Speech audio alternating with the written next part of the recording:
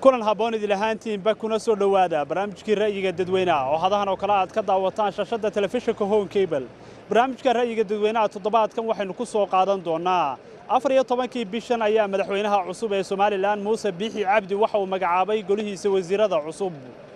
haddaba sidee bay u arkaan shacabka Somaliland? aynu ku horeyno shacabka ku nool caasimadda Somaliland ee magaalada Hargeysa sidee u arkaan golaha wasiirada cusub ee uu soo dhisay madaxweyne Biixi Cabdi. anigu dawladda cusub ee Somaliland ee maalintii dawladda magacaabay waxaan kula talinayaa xagga wasiirada haddaan hortaabto muuse haddii aad doonto wasiirada hal faamiliya magacaw waayo wasiirada wax loo qabtaan doonaa haddaan nahay dadweynaha ma doonino wasiirna reer hebel baa inta la iyo reer hebel baa loo badi haddaad doonto buu hodla ka soo wada magacaw gebigoodaba waayahay marka labaad shirkadahan faamiliga waddanka maal gashaday ee shisheeyaha gebigoodaba iskiisadaad naga maraysaa shirkada muwaadiniin aanu kaa rabnaa 85% ayaa shisheeye leeyahay oo raggan shirkadaha ku qoran wakiilada laga yahay dheelid naga sii gebigoodaba kow marka labaad beerahan seeraha ee ku meel kasta bariya galbeedba ee xaaraanta neefka daaqaayahay iyagana naga dabargooyo noogu bedel beero xukun milatarina ku qabso kuwa dheeliga mari waayahay waxaan ka hadlayaa xaggan dhakhtarka dhakhaatiirta hawl weyn baa ka jirta inan kasta oo dhakhtarka ka shaqeeya 3 farmasi buu ku leeyahay amba 4 farmasi magaalada koonayaasheeda waa dhiig miirato dawa dhacday baa laga iibiyaa bakhaaraday noqotay shaygu intuu ka taagan yahay Abu Dhabi noolka markab kuma kordho waxa sixir barnada Abu Dhabi kama kordho amba halka wax laga soo iibsado waayahay maalin walba 3 laab 3 laab baan la saaraa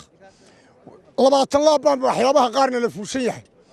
waxaanu ka doonaynaa madaxweyne Soomaalidu kal baqday leedahay kal xishoodo male sidii inaad taayirka mariso taayirka ayaanu ka doonaynaa waayahay waxaan noqotay caaqilku wuxuu caaqilaha oo Somaliland cid u hadasho lahayd u suldaanku suldaanaha marka aanay mushaharka lahayn maanta waxay noqdeen mushahar nin mushahar qaataa waa nin xiniyaha la hayo inteer baa kaa guy haddaad beesha u hadasho haddaad sixir bararka ka hadasho haddaad dan guud ka hadasho qolada saxaafadda ambeed yahayn kuwa ilaacadaha iyo kuwa kaybelada iyo kan ila hadlayaan ha noqdo kuwa ha noqdaan qaranka ha noqdaan inanka yareegeeyo waraaq ka hadlaysa caafimaadka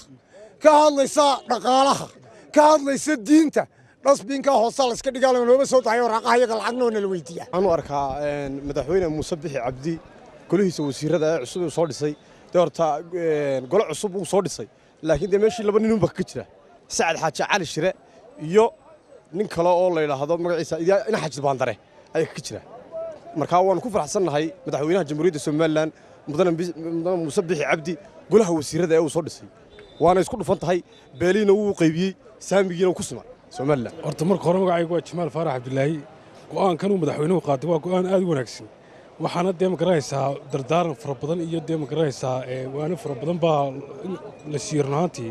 waanooyinkii iyo dardaarankii la siiyay isagana go'aamadiisii shakhsiyadeed oo la qaatay waxaan ku hambaleynaynaa xukuumaddan cusub oo soo magacaabay Biixi Cabdi waxaan leenahay ducaan ku raacayna haddaan nahay mujtamaca jamhuuriyadda Somaliland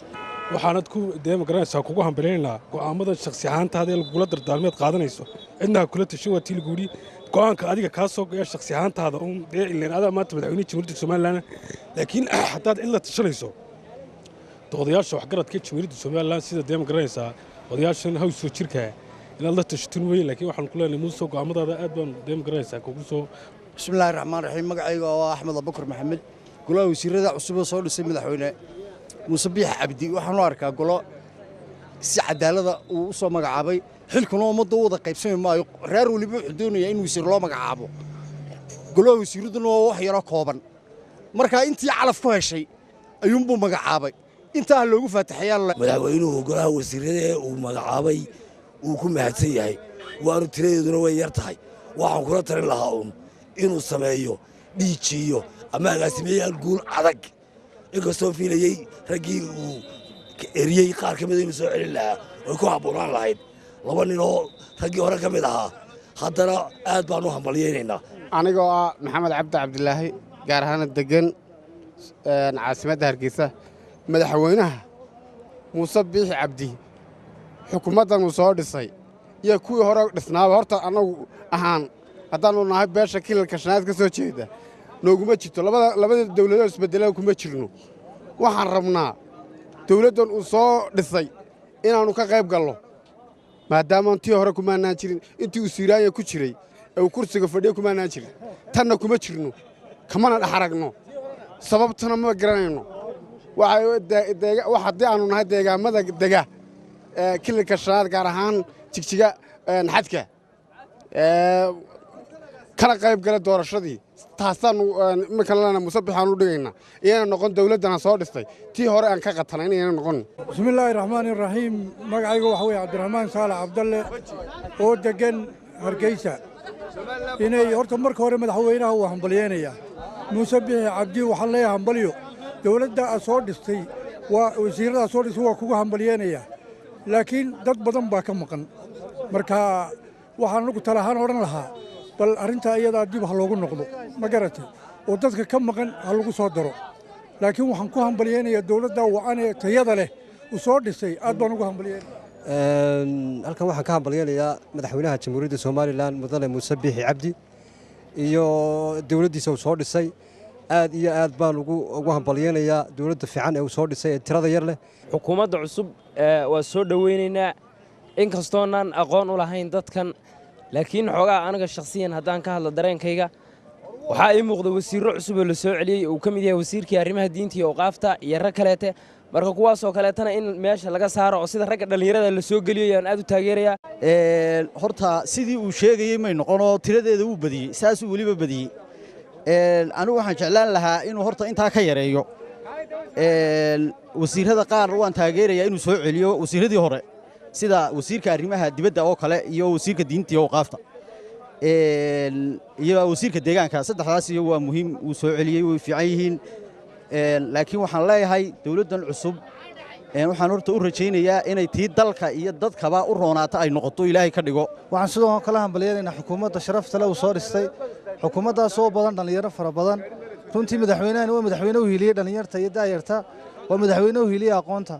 laakiin madaxweyne waxaan u sheegaynaa madaxweyne waxaa koo yeelay shaqo ballaadhan shaqo aad u ballaadhan baa koo taalla adiga xukuumaddaada cusub waxaa ka mid ah shaqooyinka waxa weeyaan sixir bararkan aafeeyey bulshada somalilan waxaa ka mid ah ardaydan jaamacadaha ka soo baxaysa shaqa la'aanta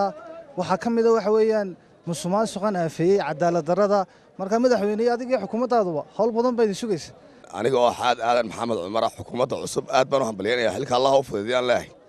hawshana allah ku asturo baan leeyahay laakiin midhib baanu ka degdegaynay midhii weli maanu aragba xukuumadda aad baan u taageersanayn laakiin midh aanu doonno ubaxii yaraa dhallinyaradaanu doonno weli taa maanu arag waxaanse malaynayaa inay ku xigi doonto waayo xukuumaddani waxaanu malayn xukuumad wasiirro hore u soo martay way ku yaryiin si kastaba ha ahaatee laakiin bal xagga sixir bararka iyo nolosha sida aad buu odayguna ugu celceliyey balse wax uga qabtaan waanu eegaynaa magacaygu cabdiraxmaan xasan ismaaciil anuu hal midun mana soo jeedin lahaa horta waan ku hambalyeynaya xukuumaddan soo dhisay hal midun maan leeyahay dalka waxay wajahaan uu ku jiraa economic crisis arrimaha dhaqaale dalku ku jiro waxa ka qabto sixir bararkii shaqo la'aantii hoos u dhaca lacagtii dalka waxyaabahan badan hor taagan waxa ka qabto sidoo kale waxaan leeyahay raggii iska waayay meesha dee kursigiinama wada deeqo ee qarannimadayna wada deeqdaa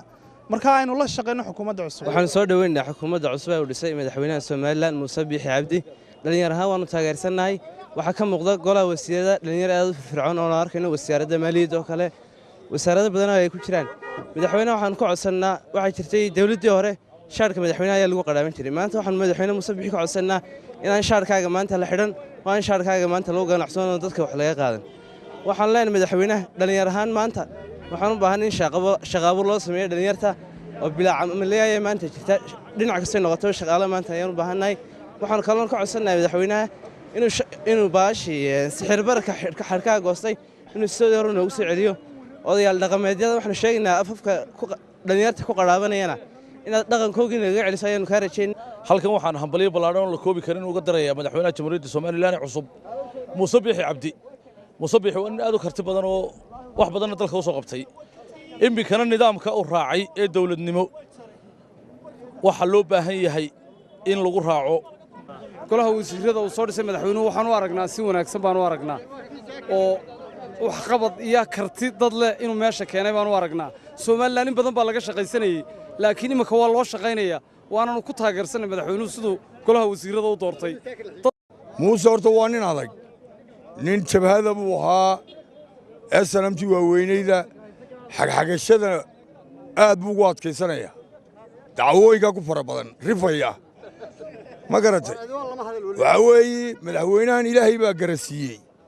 dawlad yaroo kooban oo qurux badan buu sameeyey mid maqaaxishaa ku cabbayo oo leh waa annaga reerkayagu kuma jira iyo jilibkayagu kuma jira waxaa looma baahna tani way israacday way dhaqaaqday golahan cusub ee wasiiradee madaxweynaha cusub ee Muuse Biixi Cabdi uu soo dhisay waa gole runtii tayo leh oo tiro yar waa gole aan markaan aragti fog u leh waxqabadka uu ballan qaaday ee uu doonayay inuu rumeeyo waa gole ay ka dhex muuqato aqoon iyo oo ka fog ama ka fogan qabyaaladda magacayga waa Arkaa baa la yiraahdaa anigu waxaan leeyahay madaxweynaha iyo horta marka hore waan hambalyeynaya doorashada la doortay waan ku hambalyeynaya mar labaadka wixii uu la soo baxay ayuu leeyahay waxaanan filaynaa inuu wax badan waddanka ka bedelo ku saabsan dawladda uu soo dhisay madaxweyne Muuse Biixi Cabdi Xildiid oo aanu aad iyo aad ugu hanweynahay gaar ahaan dhalinyarada ku nool magaalada Hargeysa haddaanu nahay waxaa laga filayaa inuu wax ka qabto madaxweynuhu waxyaabo badan oo ku ballan qaaday oo aanu ku doorannay waxaan anigu aaminsanahay inuu asiibay dawlad tayo yar leh uu dhisay oo waxqabad u leh wasiirada uu magacaabay mid walba positionkiisa uu ku fiicnaa ee uu ka soo bixi karayay uu magacaabay yaan odayaal iyo qolo cumaamada soo xidhay waxba ku yeedhin adeegaa waad lahayd sidii aad u adkaan jirto adkow laba xaalana waan kuu sheegaya mid waxaan kuu sheegayaa jiilkan yaryar ee soo baxay ee cusub ee waddanka hanan kara iyo odayaashan daalay ee ilaa 60kii u soo taagan jaaniska waa in loo banneeyaa inamada 700 800 jaamacadaha ka soo baxaya gidaarada jiifee badda ku daatay waa in ilgooniya lagu eegaa talabaad waxaan kuu sheegayaa inaanad noqonin nin kolkay laba qof isqabtaan yidhaa guddi baan u saaray go'aanka adigu aad yeelatay anigu fikirkayga aan ka qabo wasiirada cusub oo wasiiro tayo leh waana 23 wasiir sida loo soo koobay si dadku ku lahayn xukuumad tayo yar oo tayo badan waad haleeshay laakiin points baa meesha yaala wata wasiiradii hore amarka madaxweynuhu fuliyay waayo wasiir xashiish baa hay'adda badan wada arkayay maray DB wal ku weeraraan iyo maray qabyaalad reereed dhexdooda ilaan heblaya xisbiga kulmiye ku biiriyay xisbiga xisbiga wadana ku intaas uma ka shaqeynayeen marka madaxweynaha Ilaahay baa taladii oo waafajiyo madaxweyne mustaqbalana waxaan leeyahay madaxweynaha cusub ee la doortay wasiiradu xilka u dhiibay waan ku hambalyeynaya waxaan leeyahay waan kugula shaqeynaynaa saacate waxaanu eegaynaa cidda odadka aad ka dhigi doonto iyo hay'adda musuqmaasuqa kuwa ka shaqeyn doona ayaanu eegaynaa kuwaas hadday noqdaan kuwa karti leh oo aqoon u leh shaqada aad u dhiibto kuwaas ayaa noqon doona kuwa eegi doona in dalkan iyo dadka la dulmin doono iyo in kale hadday noqdaan qaar buura oo sidii kuwii madaxweyne Siday hore u magacaabay odadka lagu sheegi jiray laalu shaqayn jiray haddaad magacaawdo oo tiraahdo wasaaradaha iyo hawlaha aan magacaabay dabagal ku sameeyo oo hawlaha dabagal ku sameeyo ay noqdaan qaar buura waxay noqonaysaa halkii hore aynu ka cabanaynay aan lahayn dalka iyo dadka waa la boobay meel ku xun ayay ku dhici doontaa dawladaha hoosena waxa madaxweyne kugu dardaarmaya bal dawladaha hoos ha loo eego aad u soo saarista liiska cusub ee wasiirada inkastay badan waayo adduunka Mareykan waa 12 marka hay'adaha madaxa banaan laga saaro Mareykan waa 12 wasaarad waana qaaradan Mareykan oo ka tago waxaan ku leenahay inaad koobtaa ka sii wanaagsanayd waxa maaha laakiin meesha musuqmaasuq yaala waxa kamid ah macallinkii oo la adoonsanayo oo 400 kun la siinayo كمامولينا و2 مليون دولار قادني معل مدحوين meeshan horta musuqmaasuqa saddex uga qaban lahayd ayaa aad lagu sheegay lagu celinaya Muuse Axmed ku nool dhalinyarada magaalada Hargeysa markii ugu horeysa waxaan baleenayaa xukuumadda cusub oo soo dhisay madaxweyne Muuse Biixi Cabdi laba qodob noo kulli waan ku dhiirigelin lahaa madaxweynaha hal qodobna waan kula dardaarmi lahaa madaxweynaha markii ugu horeysay rajadaydu anigu markii aan liiska golaha wasiirada arkay marna waan ku farxay marna waan ka naxay marna aan ku farxay oo markaan arkay liis ku cusub Somaliland ama golo wasiiro oo ku cusub oo waliba inta badan ay u badan yihiin rag aqoon leh markaan arkay aad baan ugu farxay mar labaad aad baan ugu naxo markaan arkay liiskii la sheegayay liiska soo baxay markay seelan waayeen aad baan uga naxay tiro kooban baan markii hore doonaynay inkastoo tiradu kooban tahay laakiin 15 wasiir ayaan rajaynay markii hore si kasta ahaatee sida dadkii iga horreeyay sheegeen xagaasha jirta madaxweyne waxaan leeyahay go'aanka adigu qaado marka koowaad bismillaahi raxmaani raxiim jaamac yuusuf gaahin oo ka yimid ingiriiskaan ahay wasiirada la magacaabay aad iyo aad bay u yar yihiin madaxweynihii hore ilaa 78 buu magacaabiyey oo wasiir dawle leh oo waxbalaayan leh markaa kan imika waxa weeyaan wuxuu magacaabay uun wasiir ku xigeen iyo wasiir marka aad iyo waxaan doonaynaa waliba sidaas ka wanaagsan in loo sii dhimo nala daba gala dadka maartay musuqmaasuqa wata iyo dadka maartay hantida dawladda dhacayana waxaan leeyahay Muuse Biixi aad iyo aad u daba gal magacaygu waa maxamed caydiid faarax haddii aan ka hadlo xukuumadda uu soo dhisay Muuse Biixi Cabdi marka hore waa qaran dumis waa dastuur baabi'in waa dhaqan jabin wuxuu dib u raacay foolxumadii iyo madmadowgii ay dawladda siinaayo inagaga tagtay waxaa ku soo ka muuqatay calaamadii ahayd cunsurinimada bari wuu cabanayaa galbeed wuu cabanayaa waxaan leeyahay madaxweyne dubu eeg kii ku doortay iyo kii ku diiday iyo kii aan kuu codaynba intaba adiga madaxweyne u ah dalka waxaa looga baahan yahay cadaalad waxaa looga baahan yahay inaynu dimuqraadiyaddii iyo dawladnimadaynu gardaadinaynay barteedii laga sii qaado ma waxaad keentay inaad sintid ama beelihii darafyada bal waxaad eegtaa bari bal waxaad eegtaa galbeed dawladnimada intay ku leeyihiin boqolkiiba 10 kama aha xiteen ma taasaa dawladnimo ah ma taasaynu dadka ka iibgeynaynaa waa maya waxaad baabi'isay hamigii iyo ajandihii Somaliland ay lahayd haddaynu doonayno horumar cadaalad iyo sinaan qalinkaaga mudane madaxweyne ku xidhan yihiin qalinkaagana maanta waxaad u janjeerisay santaraalkuna ciduu yahay wuu isgaranayaayo waa boogtii inagu taalay weligeen maalin walbana way kugu oolaysaa hadalkana waan ka baxay madaxweyne Muuse Biixi wasiiradu soo magacaabay horta waanu soo dhaweynaynaa wasiirada madaxweynuhu talada isaga waddanka qabtay horta marka hore in loo duceeyo madaxweynaha ayaa muhiima madaxweynuhu wuxuu soo magacaabay goolo kooban goolahaasoo cid kasta iska dhaxal karto waxaan aad ugu mahadnaqayaa ruuxaantii aniga shakhsiyan wasiirka wasaaradda warfaafinta iyo wasiirka maaliyadda oo shakhsiyan aniga qalbigayga marka ka warramo aanu arkan niman meesha ku habboon inay yihiin khaasatan wasiirka maaliyadda aayad buu ku daliishaday ammaanadu inuu cusub tahay ilaahayna inagu imtixaan yidhi wasiiradu waxaan leeyahay xil baa saaran ilaahay uu kala xisaabtamaya ilaahayna subxaanahu wa tacaala kaga baqa madaxweyne waxaan leenahay madaxweyne ku kantarool nin kasta wasiira oo ku dabagal kaalintii aad u dhiibtay inaad habeen iyo maalinba aad daba gasho waxaan leeyahay bulshada waxaan leedahay waxaan jecelnahay dad daacad ah oo wanaagsan haddana waxaad leedahay waxaan reerkayagu wax looma dhiibin war maxaynu waxaan leedahay waxaan doonaynaa wasiiro daacada iyo reerkayga kama muuqdaan adar laba iskaleeya maaha munaafiqnimo markaa nagu jirtaa waxaan leeyahay madaxweyne laba ha shaqeeyaan hanti dhowraha guud ha loo magacaabo nin ilaahay ka cabsanaya markay ha shaqeeyaan dabagalka musuqmaasuqna ha loo doorto dad wadaada oo daacada oo aqoonteeda leh khaasatan dhalinyarada markaan ka hadlayo aragtideeda kooban ee ku saabsan madaxweynaha iyo siduu soo dhisay xukuumadda runtii aad baan ugu raacsanahay waanaan arkay markaan eegay dhammaanba cidda la soo doortay inay yihiin dad u qalma oo awoodda iyo kartida ku jirta aan islaahay waxay ka bedeli doonaan hanaanka iyo horsocodka Somaliland oo dhan aad baan gulban u rajaynaya dhammaanba Somaliland dhalinyarada khaasatan waxaan leeyahay iminkan cagta saarnay horumarkii iyo halkii lagu talagalay inaynu u soconno anigoo magacaygu yahay Axmed Muuse Yuusuf Axmed Jooli ka mid ah bulshada reer Somaliland ka soo jeeda gobolka Sool gaar ahaan degmada Boocame waxaan salaamayaa ugu horreyn guud ahaanba bulshada Somaliland meel kastoo ay kaga nooshahay dunida dacaladeeda dal iyo dibadba waxaan aad iyo aad ugu faraxsanahay oo soo dhaweynayaa wasiirada cusub ee uu magacaabay madaxweynaha jamhuuriyadda Somaliland mudane Muuse Biixi Cabdi aad iyo aad baan ugu faraxsanahay saddexda wasiir ee hadda noo magacaabay kuwa kale badan waanu ka suganaa dhamaanteen waxaan leeyahay hambalyo aynu soo dhaweyno taageerno anigoo magacayga ku bilaabaya Ismaaciil Barkad Xildiid waxaan horta waa alla mahadi mar haddii maanta doorashadiisa wanaagsan ay noogu dhacday xukuumaddan cusub ee la dhisay ee Muuse Biixi Cabdi uu dhisay aad baan u raacsannahay waananu soo dhowaynaynaa waanan ku faraxsannahay waxaanu leenahay ilaahay ha ka dhigo kuwii waddanka wax u qabta waanan ku raacsannahay insha allah bismillahi kariim waxaanan kula talin lahaa wasiiradaas inay xagga beeraha iyo dhulka inay qodaan dhulka oo nin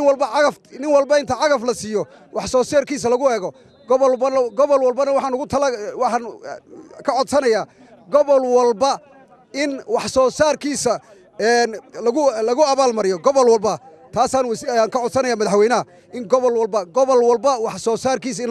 lagu hambaliyeeyo waxaan doonaynaa in dhulka la qoto in wax dibadda laga keenay la daayo in warshado la keeno in dhallinyaradan maanta bilaa camalka ah in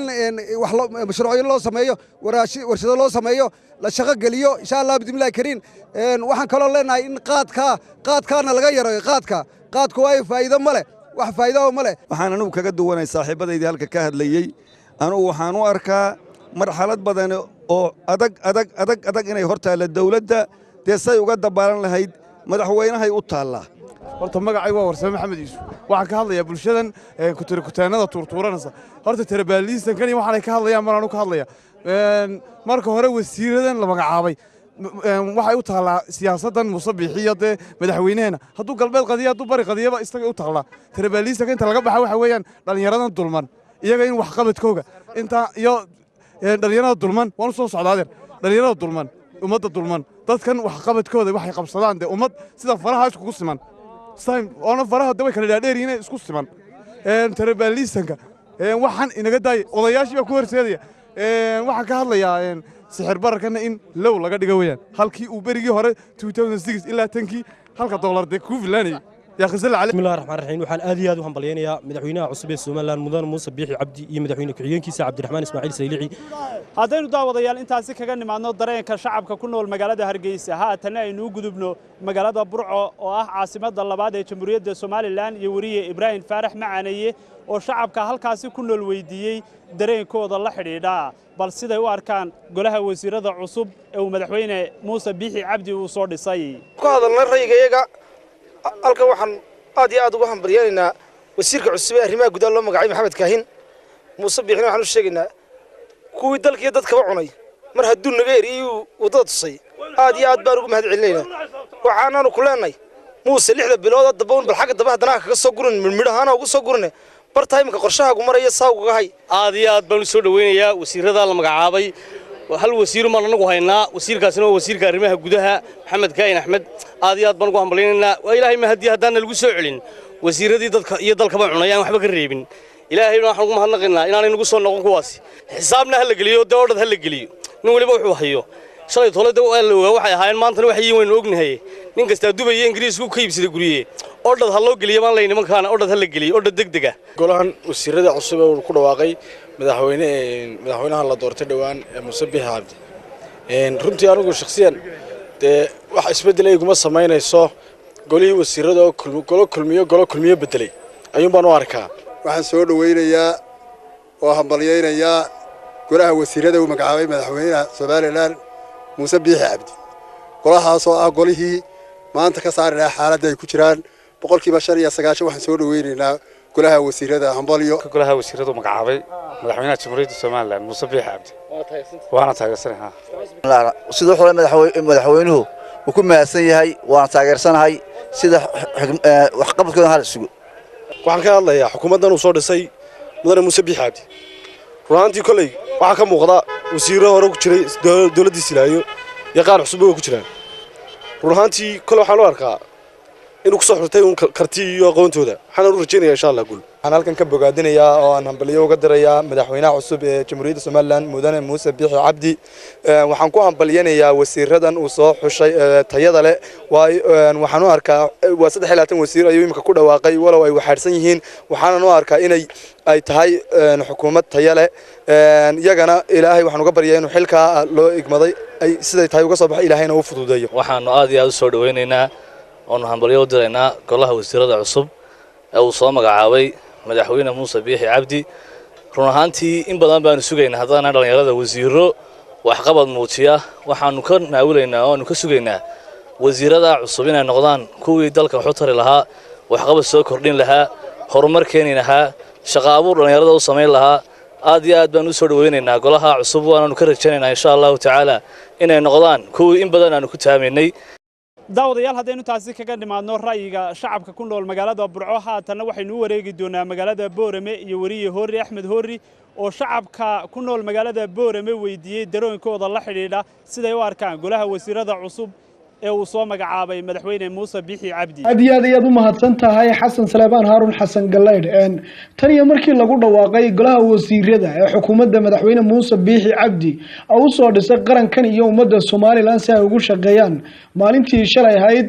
ayaa dadka reer Boorama ee shacabka gobolka Awdal waxa ay si weyn u lafargurayaan golaha wasiirada ee 23 wasiir iyo 9 wasiir ku xigeen ka kooban ee madaxweyne Muuse Biixi Cabdi oo ku dhawaaqay kuwani ka turjumaya khayradii fagaaraha Muuse Biixi Cabdi oo ka jeediyay dalka inuu wasiirro tayo leh oo tiro yar soo dhisayo dalka iyo dadkana si loo simeeyahay ugu qaybinayo haddaba dareenka shacabka reer Boorama ayaaba waxa uu yahay sida tan anigu waxaan ahay arday ka soo jeeda gobolka Togdheer jaamacadda Camuud dhigta kulliyadda engineerinka waxaan u arkaa golaha wasiirada ee madaxweyne Muuse Biixi Cabdi uu magacaabay kuwo ku saleysan kaliya beesha dhexe oo aan beelihii dalafyada iyo wada lahaanshihiisa Somaliland aan muujinayn haddaan ka hadlo wasiirada cusub ee madaxweyne Muuse Biixi magacaabay shalay haddaan anigu fikirkayga ka dhibto waxaan leeyahay laakiin go'aankiisii uu kaga dhabeeyay uu yiri maxaan ku raday wasiirad tayale kirayarna waan magacaabayaa uu kaga dhabeeyay sidaa daraadeed aad iyo aad baan ugu hambaliyeynayaa madaxweynaha go'aanka uu qaatay maan raxiim anoo magacaygu yahay Xamse Muuse Ducaale kamida aqooyaanka ama dhalinyarta gobolada galbeedka Somaliland marka hore halkan waxaan hambaliyo uga dirayaa golaha wasiirada cusub oo soo magacaabay madaxweynaha jamhuuriyadda Somaliland Muuse Biixi Cabdi hambaliyada markaan ka tago waxaan ku dari lahaa maanta maaha madaxweyne wixii laga filiyay macala cadaaladii madaxweyne Siiraayo waad ka sii hoos martay way ka hoosaysaa wanted kuma haystaan labada gobol ee darafyada wanted kuma haystaan madaxweyne wasaaradii eegii oo dhan beel kaliya isku qaadatay cadaaladii laga filiyay sinaantii aad ku ololeysatay halkeegii maadigii Rahmaan Rahiim sida aad sheegaysaa waa run oo shalay lagu dhawaaqay golaha wasaaradda waxaad moodaa beesha dhaxweyne iska buuxsay meeshii in saamigu wali sidiisii dhac uga raran yahay baad moodaa markaa waxay u baahan tahay dib loo fadhiisto laga dhaadhiciyo saamiga qaybsigana waxa weeye si wax loo qaybsanayo sida ay tahay ay tageen meeshii inay si cadaalad wax u qaybiyaan bay laakiin cadaalad ma arkayno ilaa hadda waan mahadinayaa xukuumadda cusub uu soo magacaabay mudane Muuse Biixi Cabdi waan u ducaynayaa mar haddii la yiri wasiiro tayar xukuumad tiro yar ayaa la soo magacaabayaa la yiri waanu ku qanacaynaa wax kastoo la soo magacaabo muhiimaddu ma ahin wasiirada la magacaabayo iyo cid ay ka soo jeedaan anu muhiimadda waxaan u arkaa wasiirada la magacaabay iyo sa u shaqayn doonaan raxiim alxamdulillaah rabbil caalamiin haddaan fikirkayga ka dhiibto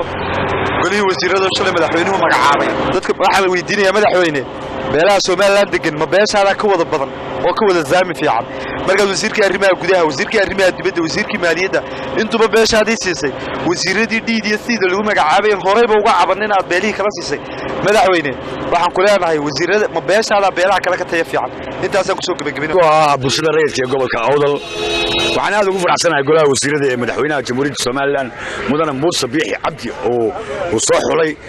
waxaan aaminsanahay inay yihiin golihii wasiirada ugu fiicnaa ee jamhuuriyadda Somaliland soo martay haddaan aragtida ka dhiibto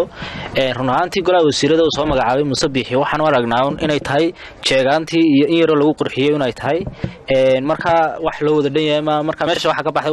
wada lahaanshihii iyo isku hayntii Somaliland ee uu inta badan sheegay Muuse Biixi kama dhameeynin marka arrinkaasina waxaan leenahay in madaxweynuhu dib ugu noqdo dhiibto marka hore maasii horta hoonka TV aragtida uu maanta na weydiiyay haddaan ka dhiibto aragtideeda ku aadan xukuumadda uu soo dhisay mudane Muuse Biixi Cabdi anu laba mid baan u kala qaadi lahaa marka aynu ka hadlayno wasaarado tayo leh tiro yar kama soo haraan haddii la rabo in wasaaradaha la badiyo waxa weeyaan tayo la'aan baa dhacaysa mid kalena wasaarada waxa weeyaan Somaliland waa gobollo qabiilba marka laga yimaado waa gobol marka anu waxaan ku yar dhalin lahaa waxa weeyaan dawladda gobollada Awdal Maroodi Sheekh Sanaagsan ognahay 6 gobol Somaliland in waxay ahayd wasaaradaha muhiimka in gobol walba xabad la siiyo uma arko in ay cadaalad tahay in gobol kaliya ama laba gobol kaliya wixii wasaaradaha ugu muhiimsanaa la siiyo marka wasaaradaha tayada uu bixiyay wuxuu ku ururiyay laba gobol amba saddex gobol ha noqdaan laakiin tayada marka la eego tirada waxaan jeedaa tirada yar aad bay uga qiimo badan tahay oo tirooyinkii badnaa wasaaradaha soo bixi jiray laakiin dhaliisha kale ateen u hayna waxa weeyaan waa in wasiirka wasaaradaha marka la bixinayo wasaaradu way kala shidisiin Somaliland waa gobol isku tagay Soomaa gobol walba in la siiyo wasaarad oo gobol kale aad lagu soo aroorin ayaan kula talaa wasaarad waxyaabaha hadhayna waxaan jecelahay inuu madaxweynuhu hadduu doonayo inuu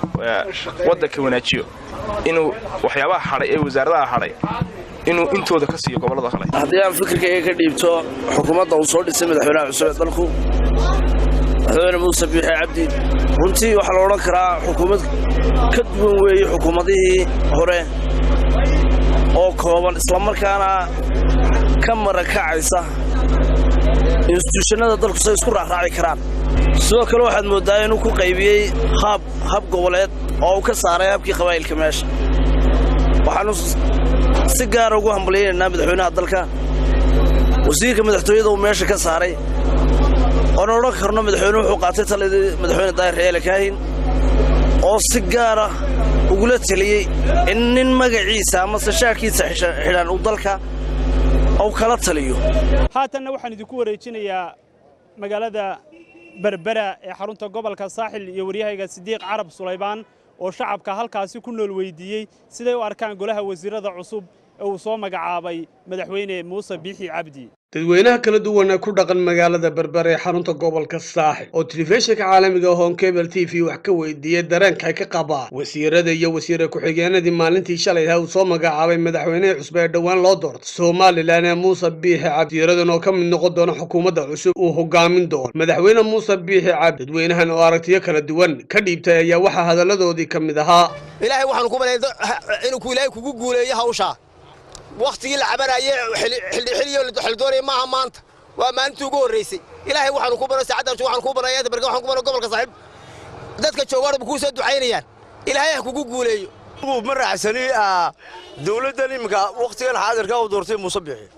sababtoo wasiiradii buu aad u badiyay marka wasiir waliba gaari buu doonayaa $100,000 wasiir ku-xigeenku gaari buu doonayaa $100,000 dhaqaalaha inta laga xagga laga keenaya Somaliland 99% dadku waxu maayaan madaxweynaha waxaan leeyahay madaxweyne wasiiradan magacaawday xukuumadda magacaawday ku tabagal si hankaaga iyo himladaadii ay uga madhe dhasho shaqadan ay u hayaan qaranka shicibkana mid baan leeyahay shicibkan waxaan leeyahay uma baahnidin wasiir isku deegaantiin inaad heshaan laakiin waxaad u baahan tihiin caafimaad waxbarasho biyo iyo cadaalad gurigiina ku taamatay horeba la taaban karo odayga anagu waxaan leenahay waad ku wanaagsan tahay waad ku saxsan tahay cid kasto aad magacaawdayna anagu waanu kugu dhiiri gelinaynaa waanu kugu taageersanahay ballanqaadka ee uu madaxweynuhu ballan qaadayna waxaanu ka doonaynaa horumarintii iyo waxqabadkii uu ballan qaaday waqtiga doorashadana waxaan leeyahay qarankiini baa laydiin igmaday u shaqeeya oo ugu shaqeeya cadaalad iyo sinaan in badan baa wasiir 20 sanadoodna hor taagan ayuu ma arki jirnay iyo hebel baa moodo kursiga inuu iska leeyo kugu soo laba jeer noqonaya madaxweyne waxaad samaysay in dadku wax wada leeyahay tustay anigu laba qodob baan ku soo kordhinayaa magacaabista madaxweyne Muuse Biixi hortay nin quro oo filanayay ma jiro wax dhacay madaxweynuhu waa kiiri go'aanka aniga idaaya go'aankiisa loo daayay cid inoo soo xulayna inaynu taageerno oo aynu la shaqeyno waa mid inagu waajiba waa tahay daawadayaal intaasi ayaan ku soo gabagabeynayaa barnaamijkii ra'yiga dadweynaha oo toddobaadkan aanu ku soo qaadanay shacabka Somaliland sidee u arkaan golaha wasiirada cusub ee uu soo magacaabay madaxweyne Muuse Biixi Cabdi tan iyo kulan dambe nabadgelyo amaan Allah